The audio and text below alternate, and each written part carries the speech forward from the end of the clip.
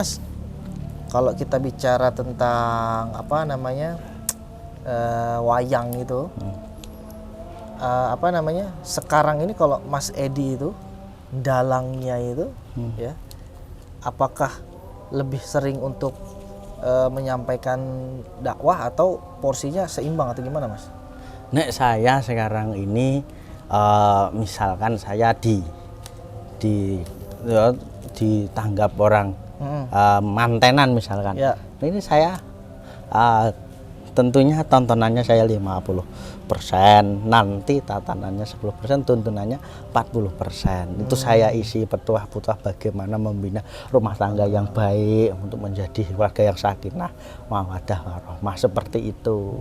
Kalau tetaan ya nanti bagaimana menjadi anak yang soleh dan solihah, seperti itu nanti kita masukkan nilai-nilainya di situ, gitu loh. Jadi ya mungkin substansinya bagaimana anak itu berbakti birrul walidain kepada orang tuanya, nah gitu ya.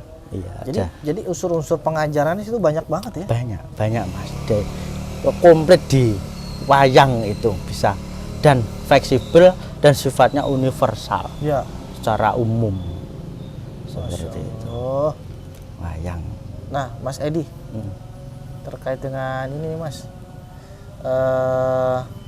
cerita ya, kita coba pengen bahas lagi cerita. Ada nggak sih cerita-cerita yang pernah dimainkan di wayang pada waktu itu, itu atau bisa kejadian nggak sih gitu? Ada yang pernah kejadian nggak? Artinya yang diceritakan oleh cerita-cerita dalam pewayangan dakwah itu tadi itu ya? Ada kejadian nggak sih?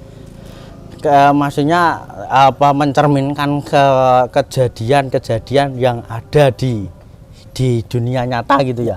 Tentunya banyak sekali Mas. Contohnya gimana? Banyak sekali, mulai dari politik, sosial, budaya, ekonomi. Kalau jadi politik, kan dulu kan ini kan susah tuh kalau bicara tentang politik, apalagi sekarang nih, kita bicara politik agak susah nih.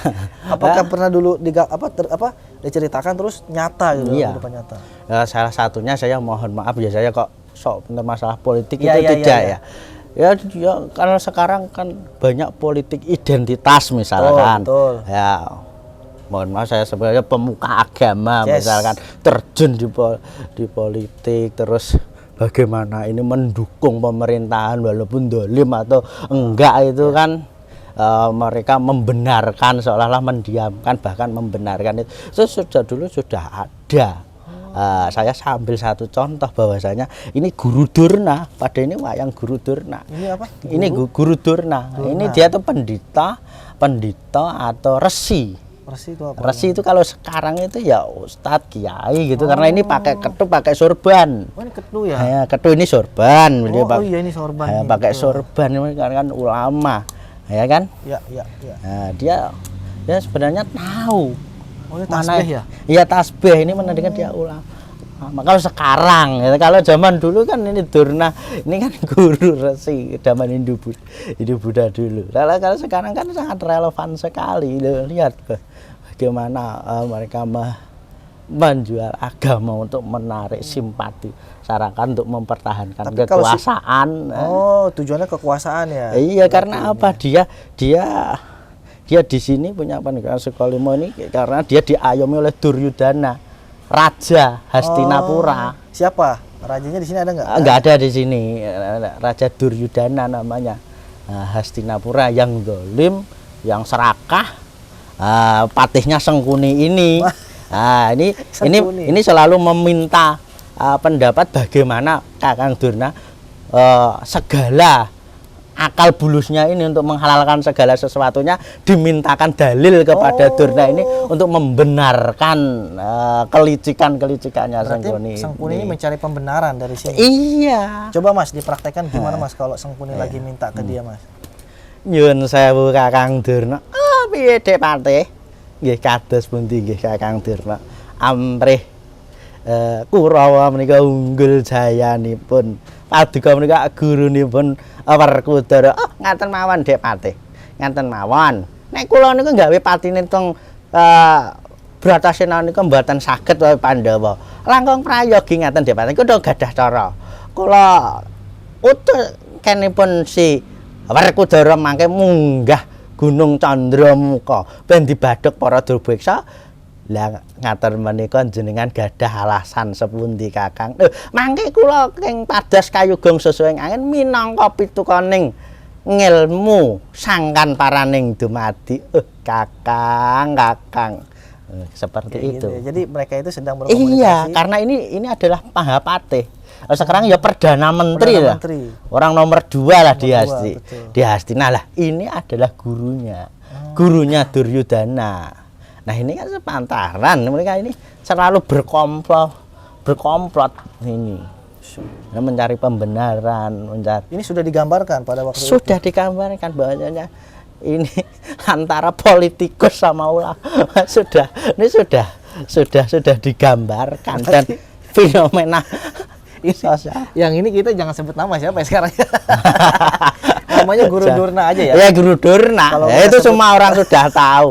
Tanpa dikonfirmasi nanti bisa tahu kalau Guru Durna itu seperti itu. Wah, ini Guru Durna. Wah, ini kok begini Mas tangannya Mas? Jarinya kenapa? Ya ini memang ini beliau ini cacat yang satu. Yang ini ya. Iya, yang ini. Oh, yang ini jarinya apa? Yang gini. Oh, gini gitu. loh. Gini. Oh, gitu ini juga sama ya. Sama.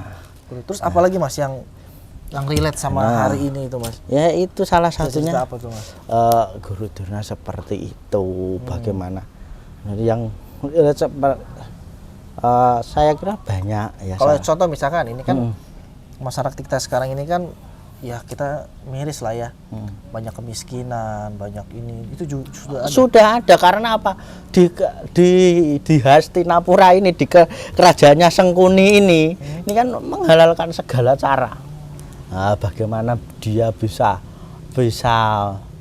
mukti itu mulia, enak hidupnya, mukti wibawa mulya uripe ya tembungnya kayak gitu. Sama Duryudana itu tiap hari berfoya-foya tanpa memikirkan rakyatnya. Terkenal. Tapi memang ini adalah balik lagi ke karangan ya, bukan nyata ya.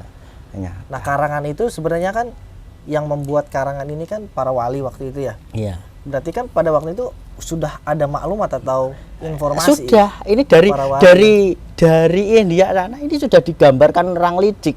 Oke. Kalau untuk carangannya tadi Mas. Berarti kan ini kan sudah dimodifikasi cerita dari India itu kan oleh para wali kan. Nah, berarti pada waktu itu ketika para wali masih hidup, ya kan, salah satu Sunan Kalijaga itu berarti ada kejadian itu dong di sana. Beliau sudah tahu kalau ini Guru Durna sama Sengkuni ini sudah digambarkan. Ini dari Hindu juga kan agama itu mengajarkan kebaikan. Ini selalu eposnya itu tentang kejahatan melawan kebaikan dan nanti kebaikan akan menang. Seperti itu. Nah, tinggal kebaikan ini mau diidentitaskan agama ABC itu tergantung pemakainya. Salah satunya Sunan Kalijaga mengidentitaskan Islam itu tadi. Bagaimana dia itu bisa masuk ke dalam cerita ini, nanti disampaikan kepada penonton, nah atau sasarannya caranya bisa menerima orang itu harus begini toh. Ya, kalau mau hidupnya enak itu jangan seperti itu toh gitu. Jadi begitu ya. Insya Allah Rabbi. Kalau ini apa nih Mas? Gunung. Itu namanya gunungan. Nah, ini gambarnya serem begini Mas maksudnya. Ya, ini kan perlambang toh ini kan Banaspati itu. Oh, Banaspati itu apa ya? Saya kira pernah dengar tuh. Banaspati itu kalau di orang Jawa itu makhluk halus kepalanya mengeluarkan api gitu. Ini ya. Iya. Karena kan kalau yang saya tahu Banaspati itu ada ilmu hitam itu ya. Bukan. Itu beda lagi dari sini itu makhluk halus. Itu makhluk halus ya. Halus benar. Kalau ini ada apa namanya? Ini ada macan, ada kerbau. Ini kera, ini burung. Ini semua ada filosofinya. Iya.